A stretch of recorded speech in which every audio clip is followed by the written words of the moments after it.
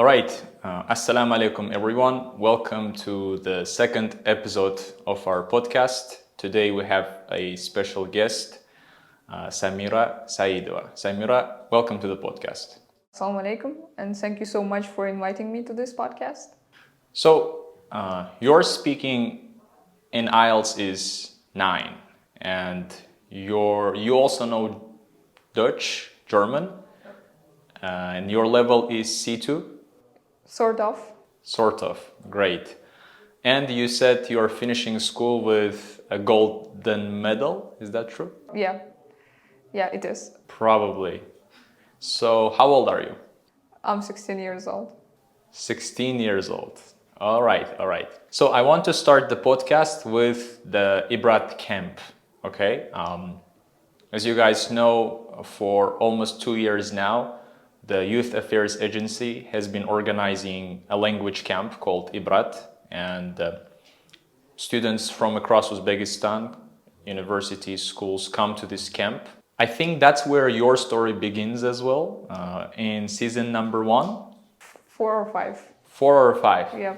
So tell us what happened at Ibrat camp. Did you fail your first attempt, So it's pretty interesting because I couldn't get to Ibrat as a participant because I didn't get accepted. Plus I was 15, and to Ibrat you can participate at it only if you were 16. So then it was the summer, I turned 16, I got my IELTS, and somehow people got to know that I've got 9 on speaking. And I applied for the job of a trainer at Ibrat, since there was a spot that should have been filled with someone. So it turned out to be me. So I got accepted, and I didn't know anything about this camp. I knew that it's pretty much hyped up, but I didn't know how do the things look like. What are you supposed to do there?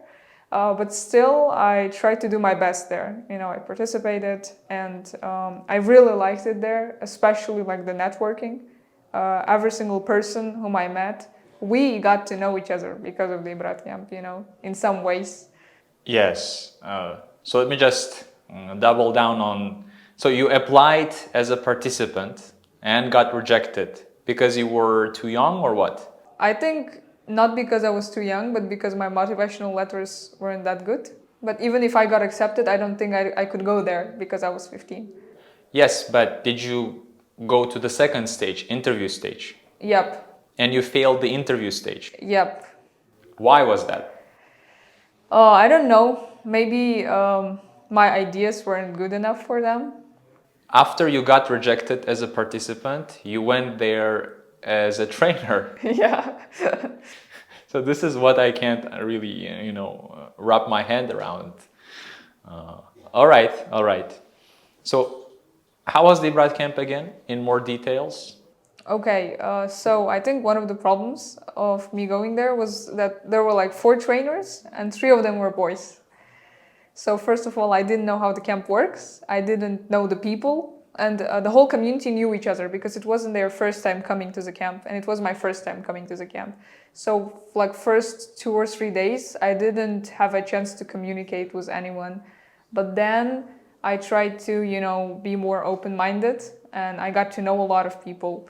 And it went better with every single day, and I think it was pretty good.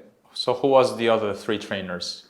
Siraj Daud Honeke, and then Shahruh Begeke, I think. Great. All of these 3 guys, we're going to invite them to the podcast. All right? Sirajuddin, Shahruh, and Daud Khan. Yeah. Great, I see. So let's talk about your journey to the German language. Why did you study in Germany? Why Germany, Okay. It actually started not long time ago. It started in the August of 2021. That's the time when my brother was in 10th grade. So we had to decide where he was planning to apply, what he was going to choose. And my mom told me that I'm going to study only there where my brother studies. So I told him that Germany is a pretty good country for people who want to study medicine. So the core idea was to find a country that has good opportunities for medical students, because both of us just medicine. And then we saw that in medicine, Germany is #1 in the world. Plus, its education is free. I don't think that my parents could pay for medicine in the US, because it costs a lot there, or in any other country, if it wasn't free. So that is why we realized that it's time to start learning German, because if you know German, you can study in Germany for free. So and that's when we went to our first German courses together, and we started learning this language, and I've been doing so for 2 years now. Yeah, this is also, I don't understand. You started in August 2021, and inside like 2 years, 1.5 to be precise. 1.5 years, you got to C+ level? Yep. Is German this easy, or are you that good, I think neither. Actually, German isn't easy at all. It's pretty complicated when it comes to grammar, when it comes to pronunciation, and like literally everything in this language. But I think what helped me was that I had the base, the fundament of Russian and English. So German has, its grammar comes from, it is very similar to Russian. And some words are very similar to English words, because both of them come from Latin, in English and in German. So I think it helped me, because if I didn't know any of these languages and I learned it in Uzbek, it would take me definitely more time to learn German. Russian and German, they have similarities in grammar? Yep. What is potato like in German? Kartoffel. Okay. And that's in Russian too? Yep, Kartoffel. Okay, that's interesting. Yeah. So for 2 years you just studied German, or did you study any other subjects? And that's where it gets pretty hot, because I started to learn German, but I didn't have IELTS at that time. And at that time my English was so good, I could have applied to many universities abroad, but not for medicine. So I knew that I either have to quit English and start learning German, because both, keep learning two languages which are really similar, it's difficult, because your mind can't understand how to separate them into. But after like a year, around 9 months of studying German, I realized that I'm forgetting English, you see. And I knew that at least I should get the certificate, because I've been working so hard for whole of my life learning this language. I can't be left without a certificate. So at that point, I was in 10th grade. It was February of 2022. And then I realized that, what? I'm stopping German and I'm starting IELTS courses. I'm going to pass this exam and I'm going to forget about English. That's what I thought. And, completely devote myself to German. But life plays another game than we accepted to. So I have passed IELTS. I got my score, and everything happened so fast, with Ibrat and courses, and I got somehow hyped up on that. And I still am, in many ways, connected with English. Although I thought that, IELTS is going to be the last step in my journey of learning English. But it was just the beginning. Yeah, it turns out it was just the beginning. So you got 9 in speaking and overall 8. At the time when your English was leaving you, like you were forgetting English? All right. Well, if you took the test at your peak, would it be a 9? Probably 8.5. 8.5 or something. Yeah. So what held you back? Your writing? Yeah. As you can see, you look at my score and then you see that most of the problems are connected to my writing. I can speak pretty well, but I don't write well. Why is that? Mostly because I didn't write in English, and that's the problem. I should have at least written something to, for my brain to get used to writing in English, but I didn't. The whole time when I've been learning English, I focused on listening, reading, and speaking, fun things, as I call them. And I didn't want to even look at writing or write anything. I just hated it. But then, as you can see, it played its role on my score. Well, it's interesting because you remember we talked about the meaning of your name, right? Mm-hmm. Samira, which means talkative. From Arabic. It's no surprise like that you like talking more than writing. Now we will come back to the IELTS and English thing, but I want to, resume the topic of Germany.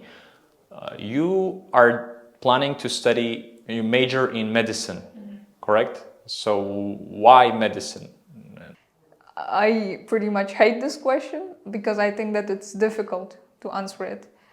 Well, look, I think that, well, my heart tells me that it is the best profession for me, but still I don't have experience in medicine. And that's the saddest part, because most of the medical students, they choose their profession without knowing what they are, signing up for. And but still, I do believe that that's the profession that is going to make more sense than any other profession that I could choose. Because first of all... Makes sense in terms of what? Okay, I think because I like helping people, I am pretty communicative, which is very important if you're a doctor. Because if it depends, even in how you express yourself, the patient is going to understand if they're going to die or to live. Yeah, and this plays a role. Also, I think that I can cure people, like if I study hard, and I think it is a very good profession. Yeah, in terms of you get good deeds for curing people. I can't help remember the words of Socrates, that все профессии от людей, кроме трех, три профессии от Бога, or something along these lines, whatever. Учитель, teacher, judge, судья, and a doctor. Yeah, this is a noble profession, right? But can't you study medicine in Uzbekistan, like in, Tashmi or Akfa University? What's the problem with that?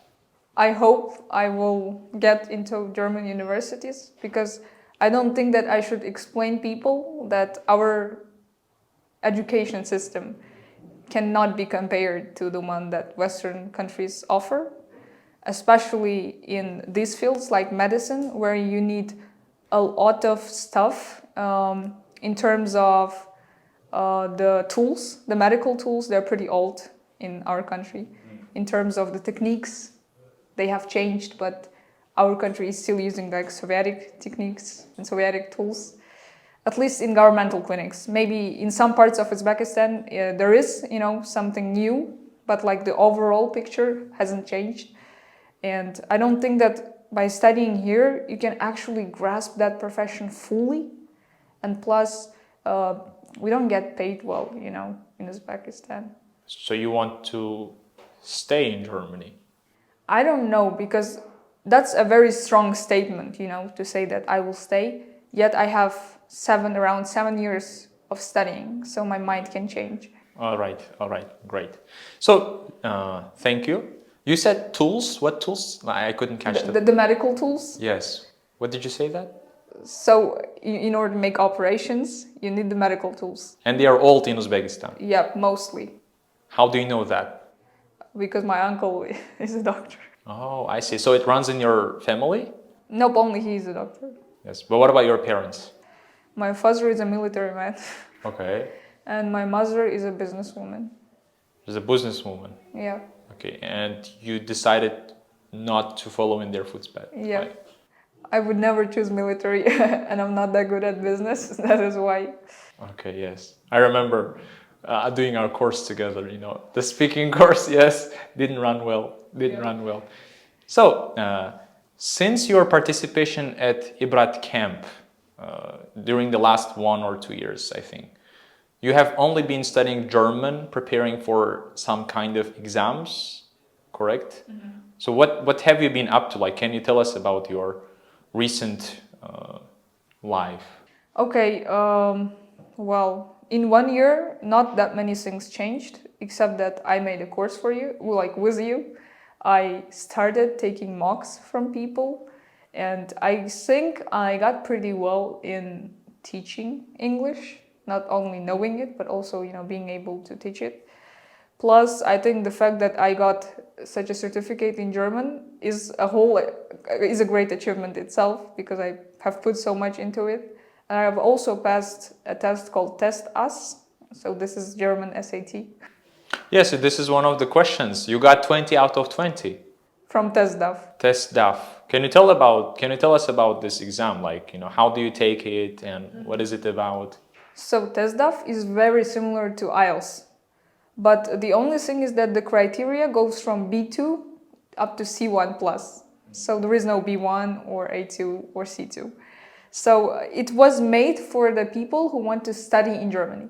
Most of the questions and situations, they happen in the student's life. Or in reading, you get research papers, right? Or the seminars and the questions from them. In listening, they are like lectures and stuff like that. And in speaking, you have to hold presentations, speak in the name of student union and things like that. So it's pretty interesting for people who want to study. You grasp that student's life, I would say, from just an exam. That is why most of the people who want to apply to German universities have to pass this exam. And how much does it cost? 110 euros, I think. You can't take it every month, I guess, or every week. No. It takes place once in around 2 months. Is it an online test? You go to Goethe Institute and you can take it either on paper or on a computer. Great. Thank you for bringing up Goethe. There is a cafe, like very popular in Tashkent, where they make really good waffles. Mm-hmm. What is that place called? Goethe, I think. Yes, but how is it pronounced? Like, is it a German name? It's not a German word. Oh. No. That's a different thing. Okay, yes, some people have been telling me that it's not Goethe, like Goethe. No. Yeah. I think it's Italian. Artist? I see. So I am stupid in 3 languages. No. Like from that coffee video. If you're watching this video, go look for what is the name of that YouTube short? You are stupid in 3 languages. This is a hilarious YouTube short. A guy comes to a coffee shop. He orders big coffee, and the girl in the cashier's desk, she says, "Do you mean Winty or something?" No, I mean big coffee. It's a funny one. I don't want to spoil it. Go watch this YouTube short, and you will understand my joke about being stupid in 3 languages. Now, studying German. Like, is it actually German or should we call it like Dutch? Are these the same? So German is the name of the language in English and Deutsch is the name of the language in German. But there is a word Deutsch in English too, and it means the people from Netherlands, it's their language. Oh, I see. So the correct word is German language. Yep. Great. Danke schön. Oh, yeah. All right. Now, this is the only words I know in German. How did you study this language? Like, did you go to a tutor or something, or on your own? Oh, that's a journey too, because I started from A1. I started it at Goethe Institute. So Goethe Institute, for your reference, is named after Goethe, like the poet, that has written the Faust. Okay. Don't you know it? Okay. No, I'm stupid in 3 languages. Okay. And I think that is the only valuable center that can teach you actual German in Uzbekistan. In Tashkent, okay. In Samarkand there is Lectoriat, but in Tashkent that is the place where you can learn authentic German. Why? Because this place is done in the support of the German embassy. You do not only learn the language, you also learn the culture.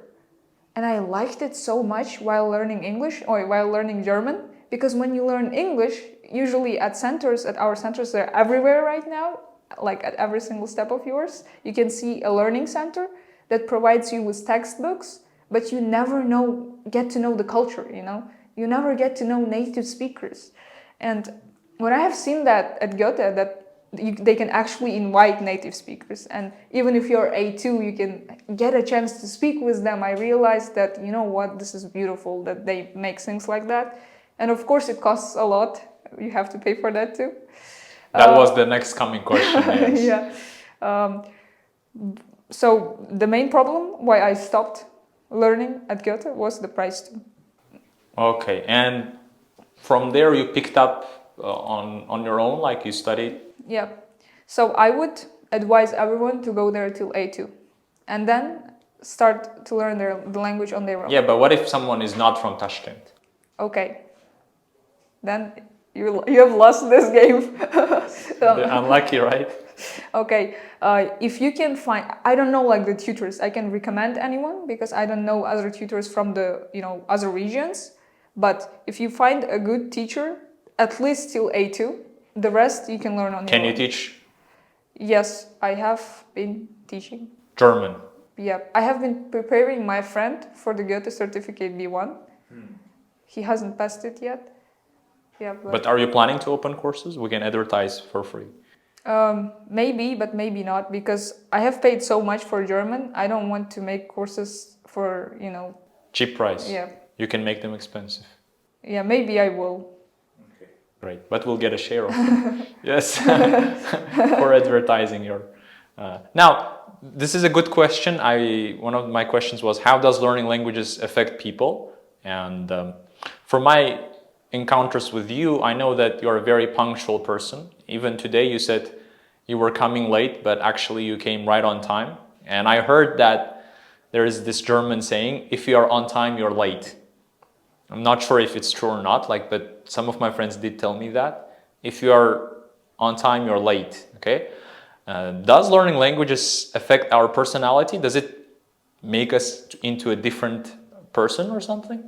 I think we have talked about it with you too on some of the streams. And that's when I told you that my personality doesn't change depending on the language that I speak in. Sorry. Yeah, but you know what? It is not because of the German that I am so. That's like somehow my character, and then it seems so as if my character is very close to the German culture. But I didn't change because of the language. Yes, but did it have any impact on your way of thinking? Yes. You know why? Because the verbs in German they can be separated. So in Russian, I can explain it in Russian. There is приставка of the word. So, for example... Prefix, yes. Yeah, prefix, переехать.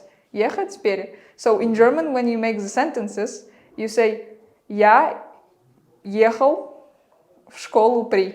Not я приехал в школу, but я ехал в школу при. Okay. So that prefix goes to the end of the sentence every single time you make it. So till the end, you do not know what the person wants to say. Okay. And there is a thing like, don't date German or so, because you will never know what do they want to say. For instance, we say I love you and I don't love you. So from the very beginning of the sentence, you know that the person doesn't love you. But in German, you will say ich liebe dich, which I love you, or ich liebe dich nicht. So I love you not. So yeah, you can get trapped easily. So they wait till the end, to explain. So themselves. what, did it teach you to listen to people like more fully, more attentively? Yep, it did. Because sometimes we make false assumptions, or we'll listen to the very beginning of the sentence and we make up our mind till the end, and we, have some ideas which are false. That is why you should learn to listen to the person till the very end, until they express themselves fully. And only then you can grasp the whole meaning of their speech. All right, I see. That's a good point. So I was thinking to myself that usually people learn English because it's a must, all right? And you learned German because you wanted to study in Germany, right? I learned Arabic because this is part of my studies. But as a hobby, I think people should take up studying languages because it really broadens their horizons, right? So you gave an example of a German sentence construction, right? That the most important thing comes at the end, yeah. Whether this is a positive or negative statement, right? So I was thinking of English names, and maybe I'm not correct on this, but most of the names are meaningless. if you think about it, like, or John, for example, right? Ashley, Michael. Okay, well, Michael, there is the name of the angel. Okay, but if you take an average English name, does it have a meaning to it? Except the names of the prophets, I think no, but I don't know. I wasn't really interested in it. And in contrast, like Arabic words, all of them, almost all of them, come from some kind of verb. Okay, the root is a verb. So in your case, Samira, that comes from Samara, which means to talk by the night, right? To talk a lot.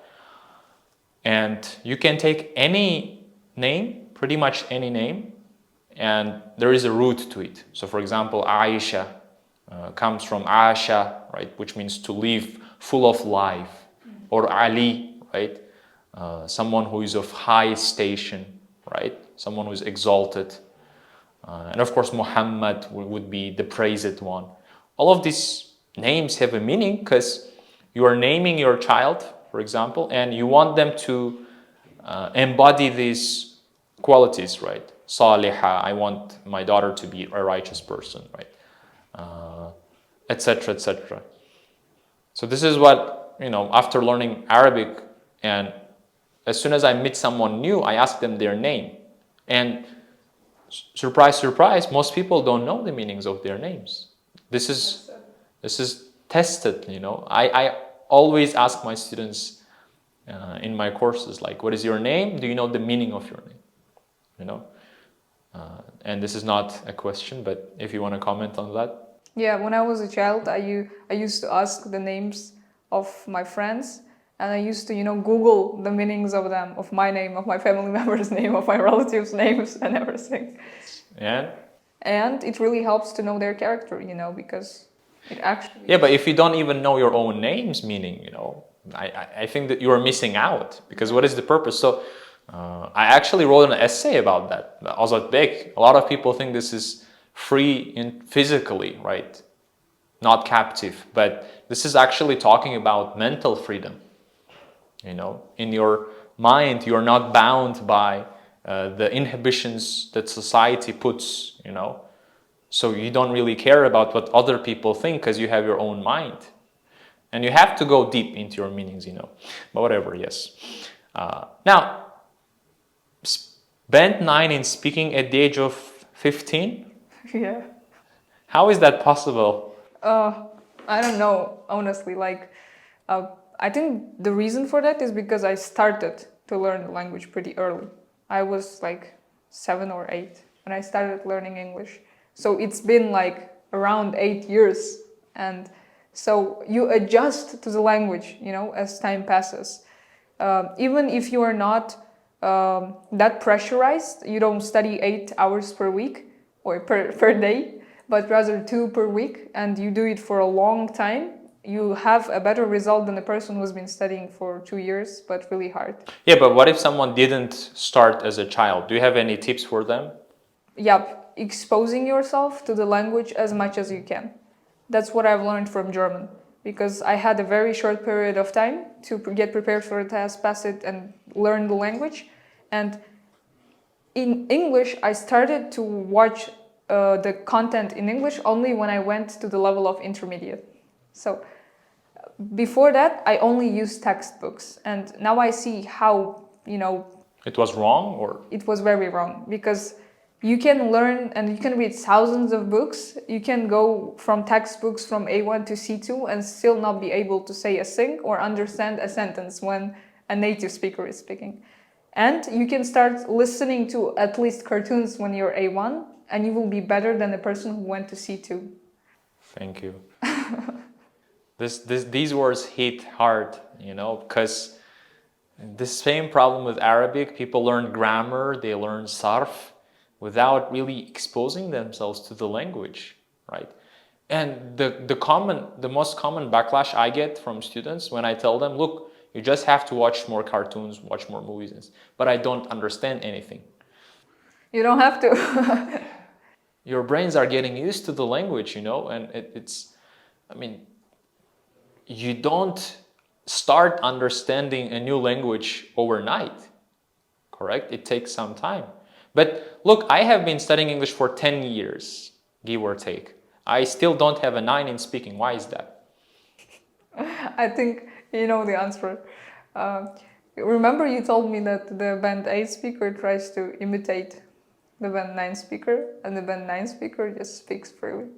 And that's the case. I never think before I speak. Never. And it's not that I don't make mistakes. I've been making them for my whole life, and I still make mistakes when I speak. But so do native speakers. So do they. When they speak and they're too fast, or when the topic is complicated, they might make mistakes, and it's okay. We, put ourselves into, I don't know how to call it, kletka, so Box. a box, yeah. And we do not let our freedom, our mind, to just do what it wants, to just say what it wants, and that's important. Just let yourself speak, no matter how many mistakes you make, and don't overcomplicate the sentences, please. It is so important. Many people think that when they start using C2 vocabulary, they immediately will get a band 9. Nope, it will not. It will rather make an examiner think like, what are you saying? That's not how people talk, In America, if you listen to any YouTube video, any film, any cartoon, you will see that people try to make their language as simple as possible. They do not even use C1 vocabulary sometimes. The upper limit is B2 or B1. And this is what it makes you native, because what makes you native? You just enjoy your life and don't think about vocabulary. Like, do you like riding bicycles? This is a question I asked to my student, and he started giving me this long list of idioms. Riding bicycles isn't my cup of tea. No, just keep it simple. This is part 1. Just say yes, I do, or idioms are another topic. So this is our brains are very bad at multitasking. If you make your brain concentrate on vocabulary and grammar, instantly it's not able to process the answers very well. So you lose coherence, you lose fluency, and your answers don't make much sense. But when you focus on the idea, right, just answering the question without focusing, and this is a note to myself, this is what happens in my case too. Forget about vocabulary, forget about grammar, focus on answering the question. If you have been speaking well before the exam, chances are you will speak well in the exam too. Do you agree with that? Yep, absolutely. So can you give 3 tips, I don't know, for getting a band 9? Oh. For Instagram Reels or YouTube Shorts? I don't like it because it doesn't work like that, but okay, I'll try to. So the first thing, I will look at the mass of people and I'll try to get mistakes from what they do, okay? First of all, try to improve your grammar. Not the grammar on the textbooks, but rather grammar when you speak. That's very important. Record yourself and listen to yourself. You will see that the grammar mistakes that you make are A1, A2 level, mostly. They are so simple, you just got used to making them when you were back at that level, and you still think that it sounds normal in your head, but it doesn't. That's the first one. The second one is do not learn vocabulary in a way that, you write the word, you write the translation, and there are thousands of words, and you're trying to remember them like that. You are never going to use them. Rather, listen to podcasts, whatever, in English, and write down 5 best words that you liked, that you want to use, and try to use them in your speech. You're going to get better within a week than if you have, learned by heart 100 words in that week. And the third one, work on your pronunciation. It is not important to have a good accent in IELTS, but in real life, it is really important. Native speakers are biased. When they listen to Indian accent, what comes to their mind is a poor country, poor people, things like that. But when you speak like an American, they start to look at you in a different way. They start to take you in a different way. So try to work on your accent. Choose any accent you want, like British, American, Australian, and try to enhance it. Try to make sure that you sound like them. Although I have seen many IELTS examiners saying, no, like keep your accent, it's okay, it's your culture. Your accent, your Uzbek accent, you should use it in Uzbek language if you can. And if you can, use American or British. Is your accent American or what is it? I think it's American. Well, you sound like a Russian to me. You know? Oh, really? It sounds rough. Sounds rough? Yeah, probably because I've been learning German. It has affected my English accent, I've mentioned that. Yes, and I know you're gonna hate me for this, but sometimes I play your audios to my students and I ask them, can you rate her speaking? And they're like 5.5. And they give me 6, 6.5. Good speaking is overrated, you know. Good speaking is overrated. It's not some... And then I show them your certificate. And they're like, no way, she bought it. Take this. The same with writing. I show them a Band 9 perfect introduction. Can you rate it? 6.5, 7. You stupid. This was written by Paul and Colin, you know. They're too biased. Yes. All right, all right. Thank you. Now, let's get to the bigger questions. What's the meaning of life? All right. So, let's talk about social media. In our first episode, we had Abdurazak Khanov, okay, who is like very big. He has a big presence on Telegram, probably like 50K subs. And he's also growing his account on Instagram. So he's in the spotlight, you know. And I think you are the opposite. I would say, even though you do run a Telegram channel, but like you're not really active there. You don't post much stuff. What are the pros and cons of being, you know, too present, too involved in social media? I am not too involved in social media. That is why I would like to change your question a little bit and change my answer a little bit if you let me to do so. The reason why I don't post much, although I don't have a channel, is that I love privacy. And I love privacy in my life and in what I do, in how I think. I have seen that most of the people who have big channels, they like to write their thoughts. They like to write their goals. They like to write everything about every single step of their life on their Telegram channel or Instagram account. I don't like it. I don't like being in a spotlight. I don't like it when people look at me as a hero, because I'm not. I don't like it when people look at someone as an idol, you know. That's how you should live, because it is not how you should live. We are the same people as you are. And when you start sharing your thoughts with your audience, or like on social media, let's say, it seems for me as if I'm lacking, that's a leak, you know? The knowledge is getting out of my head, and in some ways I just lose myself, let's say so. And I just love privacy so much that I don't like to post. Yes, but should you have a social media presence? Yes. I think it's a mistake not to be present in social media in 21st century, because so many doors open, so many windows of opportunities you have just by having an account on Telegram and on YouTube. If your character isn't like mine, go do it, because like we met with you just because I had an account, I was there at Ibrat and they have made some videos of me. Otherwise we wouldn't even know that I exist, right? And if you didn't have a Telegram channel, I wouldn't know that you exist. In 21st century, it's a must-have to be present on social media.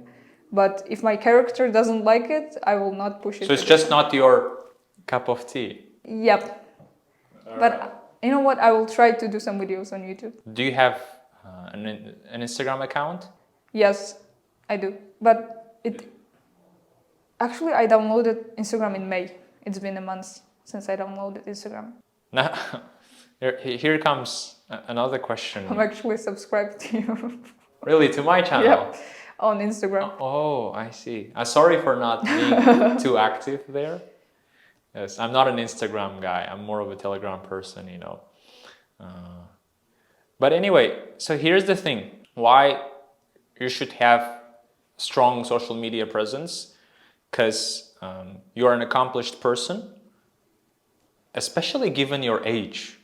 Okay, how old were you? How old are you now? 16. You're 16. Well, when I was your age, I was 18. I see. All right. I barely had just an IELTS certificate, 7.5. All right.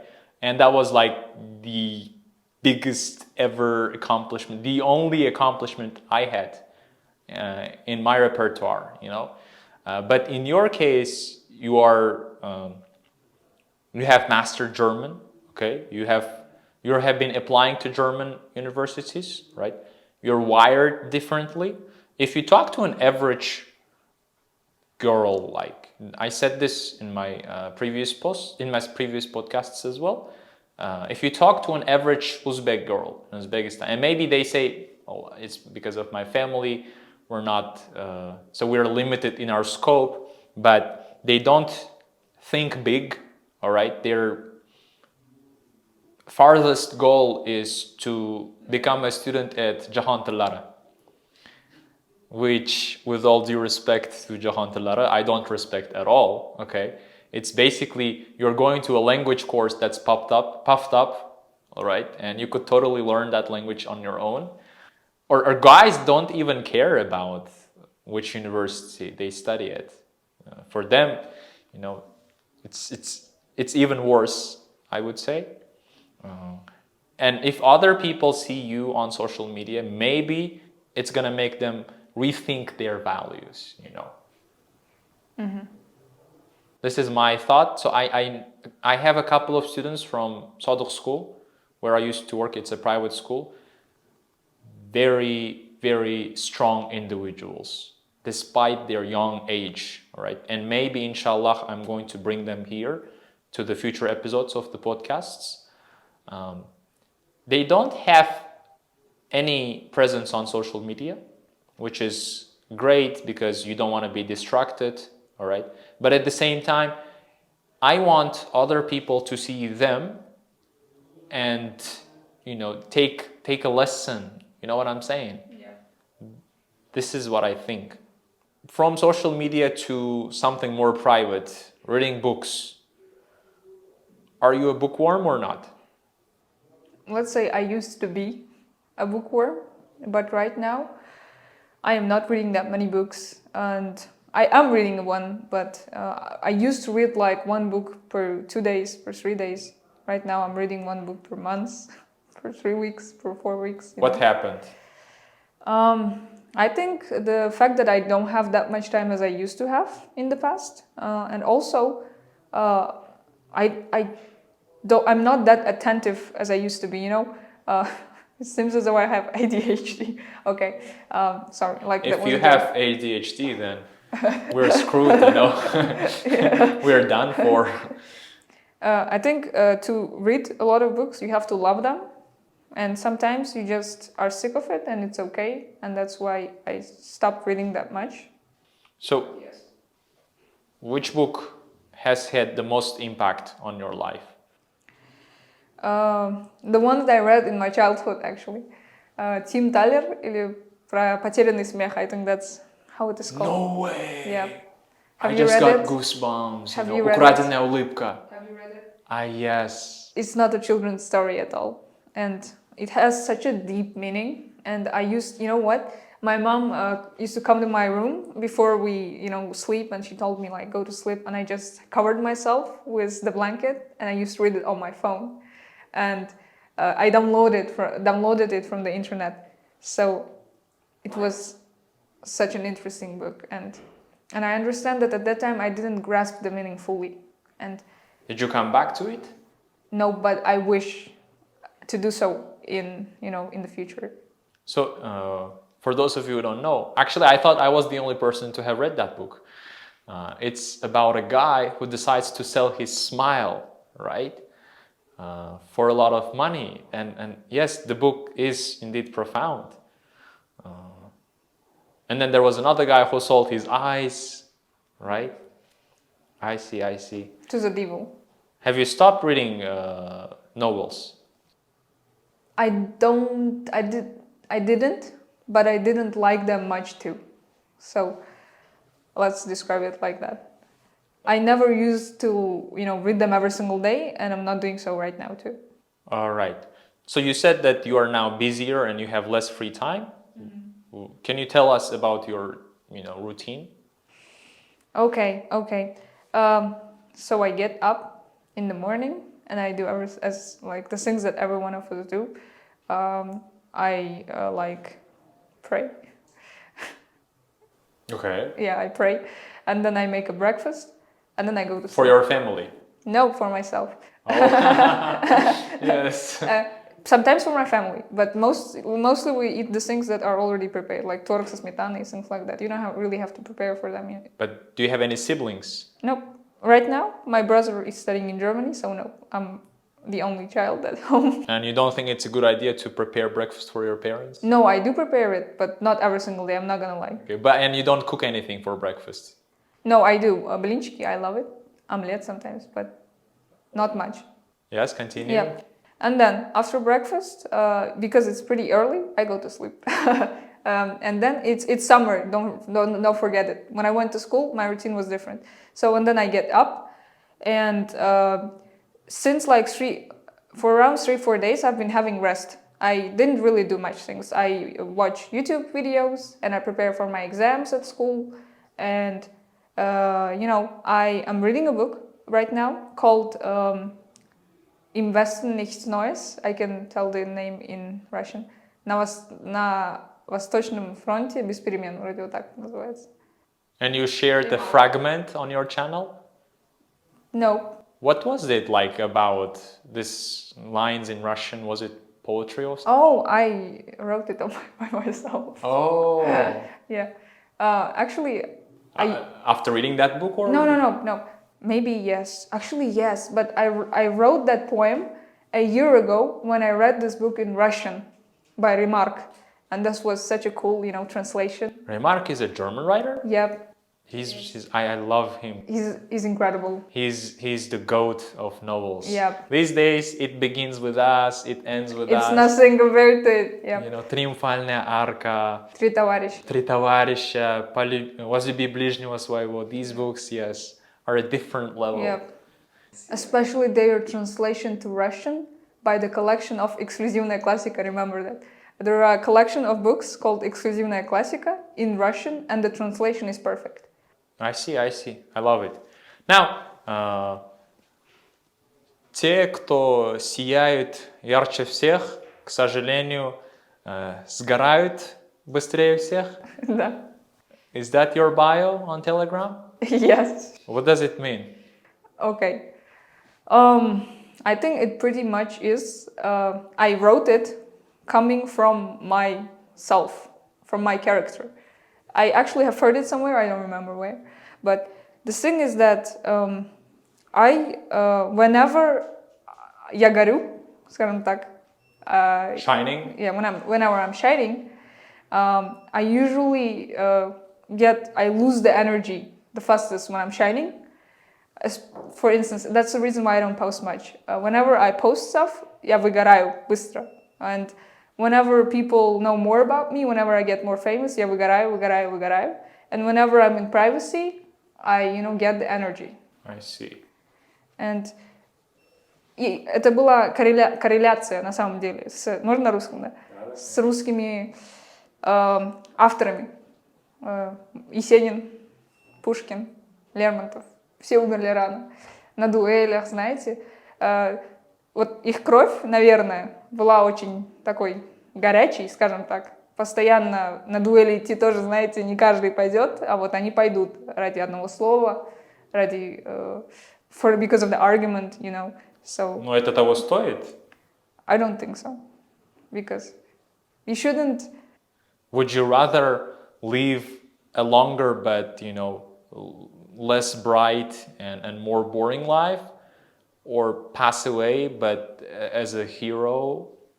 I thought about it, but first of all, we're Muslims, so we know that our life it is going to be as much as Allah is willing us to live.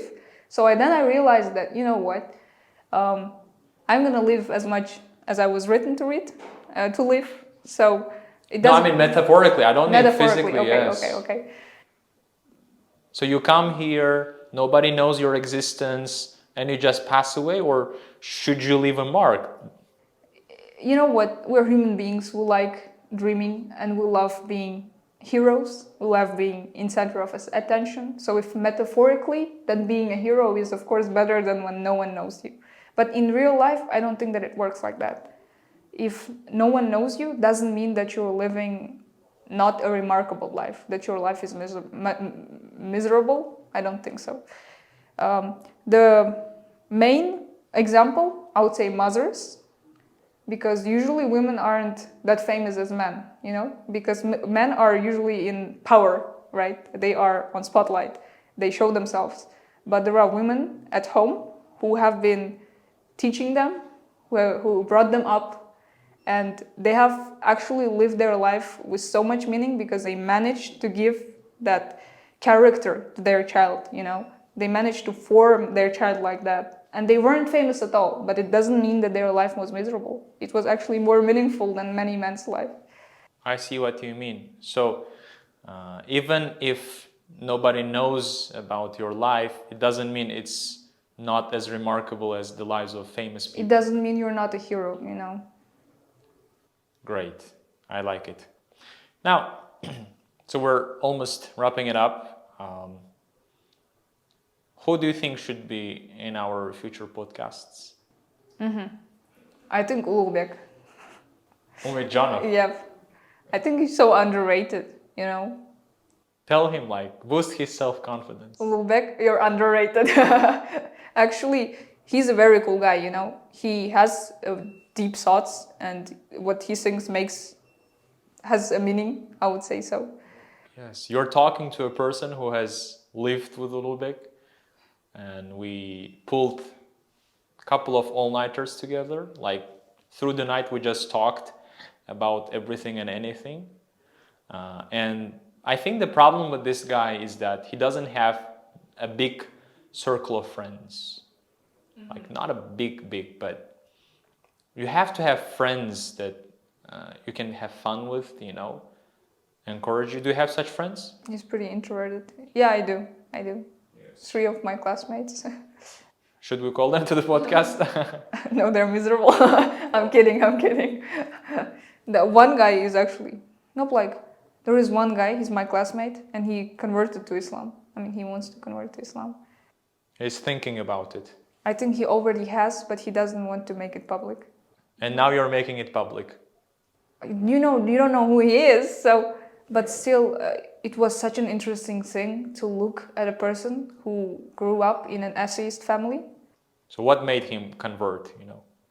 He told me, when I asked him, that there was his friend, he used to go to boxing, and that guy has shown him like the true religion. You know, he was very biased, as any single person who is not Muslim, because it is such a propaganda, you know, against Muslims that they are terrorists. And the only thing that they do is bad things. But then he looked at that guy and how he acts and how he lives his life, and he has understood that. So how does he live his life, that guy's friend? I don't know, because, you know, I couldn't ask him like such kind of in-depth questions about his conversion and why it happened so, but I at least know why he happened. So I actually heard someone say the main reason people are not practicing Islam is because of people who are practicing Islam. That we're giving it a bad image. You know, if this is how Muslims are living, then I want nothing to do with this. You know, and so the opposite is also true. If someone is an exemplary person, or someone who is just genuinely a good person, right? And it can work miracles. Like in the case of your friend thinking about conversion, right? Well, if he does convert, then he's going to be a top G, you know. Andrew Tate, the guy also converted, you know. That's interesting. But yeah, but the circle of friends, I was saying, Olobek, friends are very important, okay? And our Prophet, peace and blessings be upon him, said, you are on the religion of your close friend, right? Al-mar'u ala dini khalili. And then he said, so be careful who you befriend. فَلْيَنْظُرْ أَحَدُكُمْ إِلَى مَنْ يُخَالِلْ. And like if you take the devil, for example, right? This entity, he's powerless in a sense that he can be fought. Like you can just, I don't know, say Bismillah and he goes away. But your bad friends, you can't shoo them away. And sometimes you don't even, it's unconscionable. Bad friends are like a scorpion on your back, right? They will drag you down. And that's why, and again, I'm sorry for taking your speaking time. It's okay. A good company is better than bad company, but no company Is better than bad company. Yeah. probably, right? So it's better not to have friends that drag you down, that are anchors, you know. Am I pronouncing the word correctly? Anchor? Yep, I think. Yakar? What is it? Yep, I No. think. Okay, whatever. Yeah, who cares?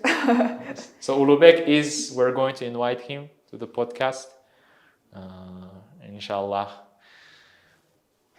get ready for that, you know. So I think that's pretty much it. That's pretty much all my questions. Is there anything else I forgot to ask you? Nope. No? Yeah, I think you've asked everything. All right, then.